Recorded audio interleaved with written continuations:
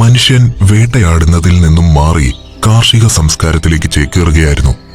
ആ ഒരു സമയത്ത് തന്നെയാണ് പ്രത്യേക ജോലികളിലേക്ക് അവർ മാറുവാൻ തുടങ്ങിയത്. വ്യത്യസ്ത ഗ്രാമങ്ങൾ വ്യത്യസ്ത ജോലികളിലേക്ക് മാറുവാൻ ആരംഭിച്ചു. ചെരുപ്പ്, മാംസം, മരുന്ന് തുടങ്ങിയ ആവശ്യമായ എല്ലാ കാര്യങ്ങളും അവർ നിർമ്മിച്ചു. പരസ്പര സഹായത്തിന്റെയും കടപ്പാടിന്റെയും അടിസ്ഥാനത്തിൽ അവയെല്ലാം അവർ പങ്കിടുകയും ചെയ്തു. ഉദാഹരണമായി, നിങ്ങൾ ഒരു മാംസ കഷ്ണം മറ്റൊരു ഗ്രാമത്തിന് കൈമാറുകയാണെങ്കിൽ അതിന് പകരമായി മറ്റൊരു പ്രവൃത്തി അവരിൽ നിന്നും പ്രതീക്ഷിക്കുന്നു. അങ്ങനെ എല്ലാവരും സഹകരിച്ച് പ്രശ്നങ്ങളൊന്നുമില്ലാതെ പോയിക്കൊണ്ടിരുന്നു. എന്നാൽ കാലക്രമേണ ചില പ്രശ്നങ്ങൾ ഉണ്ടാകുവാൻ ആരംഭിച്ചു. ഗ്രാമങ്ങൾ ചെറുതും അവയുടെ സമ്പദ്ഘടന പരിമിതവുമായതിനാൽ മുഴുവൻ സമയവും അവർക്ക് ഒരു ജോലിയിൽ തന്നെ ഏർപ്പെടുവാൻ കഴിഞ്ഞിരുന്നില്ല. വർഷങ്ങൾ കഴിഞ്ഞു. നഗരങ്ങളുടെയും രാജ്യങ്ങളുടെയും ഗതാഗത സൗകര്യങ്ങളുടെയും വളർച്ച കൂടി വന്നു. സ്വാഭാവികമായും മനുഷ്യർ ചെയ്യുന്ന ജോലികളുടെ എണ്ണവും കൂടി വന്നു. ചെരുപ്പ് നിർമ്മാണക്കാരും മരുന്ന് നിർമ്മാണക്കാരും അല്ലാതെ മരപ്പണിക്കാർ, പുരോഹിതർ, സൈനികർ തുടങ്ങിയ പുതിയ ജോലി അവസരങ്ങൾ അവർക്ക് മുന്നിൽ വന്നു. ഒലിവെണ്ണയും കളിമൺ പാത്രങ്ങളും ഉൽപ്പാദിപ്പിക്കുന്നതിന് പേരുകേട്ട ഗ്രാമങ്ങൾ ആ വസ്തുക്കളുടെ ഉൽപ്പാദനത്തിലും വിൽപ്പനയിലും മാത്രം ശ്രദ്ധ കേന്ദ്രീകരിച്ചു. അതുപോലെ തന്നെ ഓരോ ഗ്രാമങ്ങളും അവരുടെ കാലാവസ്ഥയ്ക്ക് അനുയോജ്യമായ വസ്തുക്കളുടെ ഉൽപ്പാദനത്തിൽ ശ്രദ്ധ കേന്ദ്രീകരിച്ചു. മാത്രവുമല്ല, തങ്ങളുടെ മുഴുവൻ സമയവും ഇതിനായി അവർ ചെലവിട്ടു. പക്ഷേ എന്നിരുന്നാലും ചില പ്രശ്നങ്ങൾ കാലക്രമേണ അവർക്ക് മുന്നിൽ ഉയരുവാൻ തുടങ്ങി. വലിയ രീതിയിലുള്ള സേവനങ്ങൾക്കായി ആവശ്യക്കാർ വരുമ്പോൾ അവർക്ക് സഹായത്തിന്റെയും കടപ്പാടിന്റെയും രീതിയിലുള്ള വിപണനം കുറച്ചധികം ബുദ്ധിമുട്ടായിരുന്നു.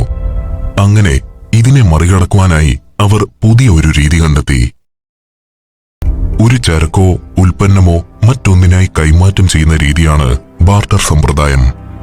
ഒരു ഉദാഹരണം പറയുകയാണെങ്കിൽ, നിങ്ങളുടെ കൈവശം 1 കിലോ പഞ്ചസാരയുണ്ടെന്ന് കരുതുക. നിങ്ങൾക്ക് ആവശ്യമായത് 1 കിലോ ആപ്പിളാണ്. അപ്പോൾ ആദ്യം നിങ്ങൾ മാർക്കറ്റിൽ പോകുന്നു. ശേഷം പഞ്ചസാര ആവശ്യമുള്ള ഒരാളെ കണ്ടെത്തുന്നു. പഞ്ചസാര ആവശ്യമുള്ള ആളുകൾ നിരവധി ഉണ്ടായിരിക്കാം. അതിൽ ആപ്പിൾ കൈവശമുള്ള ആളെ നിങ്ങൾ കണ്ടെത്തുന്നു. അവസാനമായി നിങ്ങൾ സാധനങ്ങൾ പരസ്പരം കൈമാറ്റം നടത്തുന്നു. ബാർട്ടർ സമ്പ്രദായം അവരുടെ നിരവധി പ്രശ്നങ്ങൾക്കുള്ള ഉത്തരമായിരുന്നു. നിരവധി കാലങ്ങളോളം മനുഷ്യൻ ആ ഒരു സമ്പ്രദായത്തിലൂടെ സന്തോഷമായി തന്നെ ജീവിച്ചു. പക്ഷേ അവരുടെ പ്രശ്നങ്ങൾ യഥാർത്ഥത്തിൽ അവിടെ തീർന്നുവോ? കാലക്രമേണ ബാർട്ടർ സമ്പ്രദായത്തിലും ചില പ്രശ്നങ്ങൾ ഉയർന്നു വരുവാൻ തുടങ്ങി. പ്രശ്നം എന്താണെന്നറിയുവാൻ ഞാൻ ഒരു ഉദാഹരണം പറയാം. നിങ്ങളുടെ കയ്യിൽ 1 കിലോ ആപ്പിളാണ്. നിങ്ങൾക്ക് വേണ്ടത് ഒരു പുതിയ ഷൂ ആണ്. അങ്ങനെ നിങ്ങൾ മാർക്കറ്റിൽ പോകുന്നു. ഒരു ഷൂ കച്ചവടക്കാരനെ നിങ്ങൾ കണ്ടെത്തുന്നു. നിങ്ങളുടെ ആവശ്യം അയാളെ അറിയിക്കുന്നു. പക്ഷേ അവിടെ ഒരു ചെറിയ പ്രശ്നമുണ്ട്. ഷൂ കച്ചവടക്കാരൻ 1 കിലോ ആപ്പിളാണ് കച്ചവടത്തിലൂടെ വാങ്ങിയത്. അയാൾക്ക് ഇപ്പോൾ ആവശ്യം കുറച്ച് പച്ചക്കറികളാണ്. പെട്ടെന്ന് തന്നെ നിങ്ങളുടെ മനസ്സിലേക്ക് ആ ആശയം വരുന്നു. പച്ചക്കറി വിൽപ്പനക്കാരന് ആപ്പിൾ കൊടുത്ത ശേഷം ആ പച്ചക്കറി ഈ ഷൂ വിൽപ്പനക്കാരന് നൽകാം. അങ്ങനെ നിങ്ങൾ പച്ചക്കറിക്കാരന്റെ അടുത്തെത്തി. പക്ഷേ അവിടെയും ചെറിയൊരു പ്രശ്നമുണ്ടായിരുന്നു. പച്ചക്കറിക്കാരന് ആപ്പിൾ ആവശ്യമില്ലായിരുന്നു. കുറച്ച് ഓയിലായിരുന്നു അയാൾക്ക് വേണ്ടിയിരുന്നത്. വ്യാപാരത്തിലെ ഇത്തരം പ്രശ്നങ്ങൾ കാലക്രമേണ ബാർട്ടർ സമ്പ്രദായത്തിൽ കൂടുവാൻ ആരംഭിച്ചു. പക്ഷേ ആ കാലത്തെ എല്ലാ സമൂഹങ്ങളിലും ബാർട്ടർ സമ്പ്രദായമായിരുന്നില്ല തുടർന്നത്. ചിലയിടത്ത് മറ്റു ചില രീതികൾ പരീക്ഷിച്ചു തുടങ്ങിയിരുന്നു. അത്തരം സമൂഹങ്ങളിൽ വ്യാപാരം വളരെയധികം വിജയകരമായി മാറുവാൻ തുടങ്ങി. വലിയ തോതിലും ചെറിയ തോതിലുമുള്ള വ്യാപാരം അവിടങ്ങളിൽ എളുപ്പമാകുവാൻ തുടങ്ങി. അതിന് പ്രധാന കാരണം അതിനായി അവർ പുതിയ ഒരു രീതി വികസിപ്പിച്ചെടുത്തിരുന്നു. അതുവരെ മനുഷ്യൻ കണ്ടതിൽ നിന്നും വളരെയധികം വ്യത്യസ്തമായ ഒരു രീതി. അവർ അതിനെ വിളിച്ചത് പണമെന്നാണ്.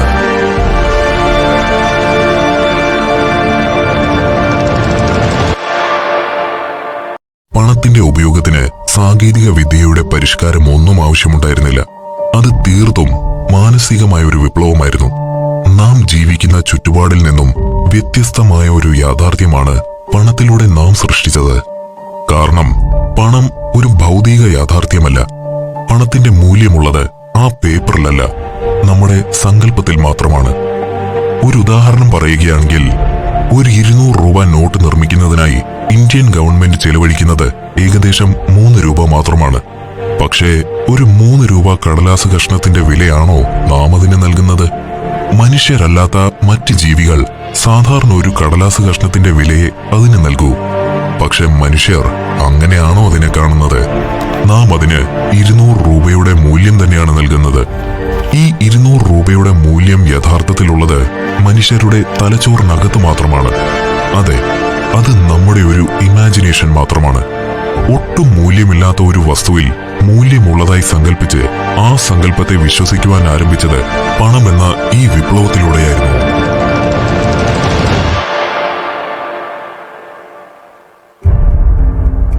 ചരിത്രത്തിലെ ആദ്യത്തെ പണം സുമേറിയയിലെ ബാർലി എന്ന ധാന്യമായിരുന്നു.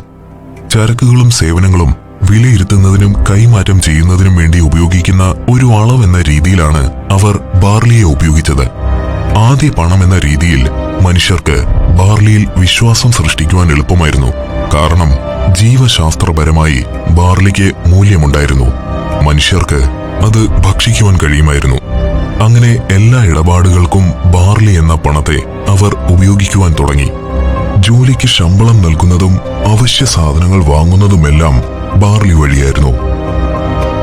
പക്ഷേ പണം എന്ന രീതിയിൽ ചില പ്രശ്നങ്ങൾ ബാർലിക്കുണ്ടായിരുന്നു. ബാർലി സൂക്ഷിച്ചു വെക്കുവാനും അവ സ്ഥാനമാറ്റം നടത്തുവാനും കുറച്ച് ബുദ്ധിമുട്ടായിരുന്നു. പണത്തിന്റെ ചരിത്രത്തിലെ യഥാർത്ഥ പതിപ്പ് വന്നത് മൂല്യമില്ലാത്തതും എന്നാൽ എളുപ്പത്തിൽ കൊണ്ടു നടക്കുവാനും സാധിക്കുന്ന തരത്തിലുള്ള പണത്തിൽ വിശ്വാസം നേടിയെടുത്തപ്പോഴാണ്. അത് സംഭവിച്ചത് മെസപ്പൊട്ടേമിയയിലാണ്. ഷെക്കൽ ഒരു നാണയമായിരുന്നില്ല. 8 ഗ്രാമോളം തൂക്കം വരുന്ന ഒരു വെള്ളിയായിരുന്നു. ബാർലി പണത്തിൽ നിന്നും വളരെ വ്യത്യസ്തമായിരുന്നു ഷെക്കൽ. കാരണം അതിന് സ്വന്തമായൊരു മൂല്യമില്ലായിരുന്നു. വെള്ളി ഭക്ഷിക്കുവാനോ കുടിക്കുവാനോ മറ്റൊന്നിനും അതിന് കഴിയില്ലായിരുന്നു. മറ്റുപകരണങ്ങൾ നിർമ്മിക്കുവാൻ കഴിയാത്ത വിധം മൃദുലവുമായിരുന്നു അവ. ഇതിനായി ഒരു ഭരണകൂടം അവർക്കുണ്ടായിരുന്നില്ല. അവർ സ്വയമായിരുന്നു ഷെക്കൽ നിർമ്മിക്കുന്നത്. പക്ഷേ എന്നിരുന്നാലും അവിടെയും ചില പ്രശ്നങ്ങൾ ഉയരുവാൻ തുടങ്ങിയിരുന്നു. ജനങ്ങൾ സ്വയം നിർമ്മിക്കുന്നതിനാൽ ഓരോ ഇടപാടിലും ഷെക്കൽ തൂക്കി നോക്കേണ്ട ആവശ്യമുണ്ടായിരുന്നു. പക്ഷേ തൂക്കി നോക്കിയതുകൊണ്ട് മാത്രം പ്രശ്നം കഴിഞ്ഞിരുന്നില്ല. മറ്റ് ലോഹങ്ങളുടെ മുകളിൽ വെള്ളി പൂശി ചിലർ തട്ടിപ്പുകൾ നടത്തുവാനും ആരംഭിച്ചിരുന്നു. ഈ പ്രശ്നങ്ങളെല്ലാം പരിഹരിക്കുന്നതിനായി മറ്റൊരു രീതി മനുഷ്യൻ കണ്ടെത്തി. പക്ഷേ അത് മെസപ്പൊട്ടേമിയയിലായിരുന്നില്ല. റോമൻ സാമ്രാജ്യത്തിലെ ലിഡിയയിലായിരുന്നു. ദിനാരിയസ് ആണ് ചരിത്രത്തിലെ ആദ്യത്തെ നാണയം. ഷെക്കൽ പണം നേരിട്ടിരുന്ന പ്രശ്നങ്ങൾക്കെല്ലാം ദിനാരിയസ് ഒരു ഉത്തരമായിരുന്നു. റോമ ചക്രവർത്തിയുടെ മേൽനോട്ടത്തിലായിരുന്നു ദിനാരിയസ് നിർമ്മിക്കപ്പെടുന്നത്. അതുകൊണ്ട് തന്നെ അവ വ്യാജമായി പുനർനിർമ്മിക്കുന്നത് വധശിക്ഷ വരെ ലഭിച്ചേക്കാവുന്ന കുറ്റകൃത്യമായിരുന്നു. മാത്രവുമല്ല, നാണയത്തിൽ മൂല്യം രേഖപ്പെടുത്തിയിരിക്കുന്നതിനാൽ അവ ഓരോ തവണയും തൂക്കി നോക്കേണ്ട ആവശ്യവും ഉണ്ടായിരുന്നില്ല. റോമ ചക്രവർത്തിയുടെ അധികാരത്തിലും സത്യസന്ധതയിലും ജനങ്ങൾ വിശ്വസിച്ചിരുന്നു. അതുകൊണ്ടാവാം നാണയങ്ങളുടെ മൂല്യം അവർ വിശ്വസിക്കുവാൻ ആരംഭിച്ചതും. ദിനാരിയസിന് പ്രത്യേകിച്ച് പ്രശ്നങ്ങൾ ഒന്നും തന്നെ ഉണ്ടായിരുന്നില്ല. അതുകൊണ്ട് തന്നെ അവ റോമ സാമ്രാജ്യത്തിന് പുറത്തും സ്വീകരിച്ചിരുന്നു. നാണയങ്ങൾ എന്ന വസ്തുവിന്റെ മറ്റൊരു നാമമായി മാറുകയായിരുന്നു ദിനാരിയസ്. പിന്നീട് പല പ്രാദേശിക ഭരണകൂടങ്ങളും സ്വന്തമായി നാണയങ്ങൾ നിർമ്മിക്കുവാൻ ആരംഭിച്ചു. റോമ ചക്രവർത്തി പുറത്തിറക്കിയ ദിനാരിയസിന്റെ പകർപ്പുകളായിരുന്നു അവയെല്ലാം. ദിനാരിയസിലെ ചിത്രം ഉൾപ്പെടെ അവർ അനുകരിച്ചു. ചില മുസ്ലിം ഭരണകൂടങ്ങൾ ദിനാരിയസ് എന്ന പേര് അറബി രൂപത്തിലാക്കി മറ്റൊരു പേര് നൽകുകയും ചെയ്തു, ദിനാർ. കുറേയധികം രാജ്യങ്ങളിൽ ഇന്നും ദിനാർ ഒരു കറൻസിയാണ്. പിന്നീട് ലോകം മുഴുവൻ നാണയമെന്ന രീതി വ്യാപിക്കുവാൻ ആരംഭിച്ചു. അതിനു പിന്നാലെ നോട്ടുകളും. മനുഷ്യരുടെ ഏറ്റവും വിപ്ലവകരമായ കണ്ടുപിടുത്തങ്ങളിൽ ഒന്നാണ് പണം. പണത്തിന്റെ വരവോടുകൂടിയാണ് മനുഷ്യവർഗത്തിന്റെ ഏകീകൃതയെ മുന്നോട്ട് കൊണ്ടുപോയത്. ആദ്യകാലങ്ങളിൽ നാം നോട്ടുകളിലും നാണയങ്ങളിലും മാത്രമാണ് വിശ്വസിച്ചിരുന്നതെങ്കിൽ ഇന്ന് പ്ലാസ്റ്റിക് കാർഡിലും ഇലക്ട്രോണിക് ഡേറ്റകളിലും നാം വിശ്വസിക്കുന്നുണ്ട്. ഷെക്കലും ബാർലിയും എല്ലാം മൺമറഞ്ഞു പോയതുപോലെ ചിലപ്പോൾ ഭാവിയിൽ നാം ഇന്ന് ഉപയോഗിക്കുന്ന നോട്ടുകളും നാണയങ്ങളും മൺമറയുവാൻ സാധ്യതയുണ്ട്. അപ്പോ ഇനി അടുത്ത തവണ നിങ്ങൾ ഒരു നോട്ട് എടുക്കുമ്പോൾ ഒന്നാലോചിച്ച് നോക്കുക. ആ ഒരു നോട്ട് സഞ്ചരിച്ച സങ്കീർണമായ പാത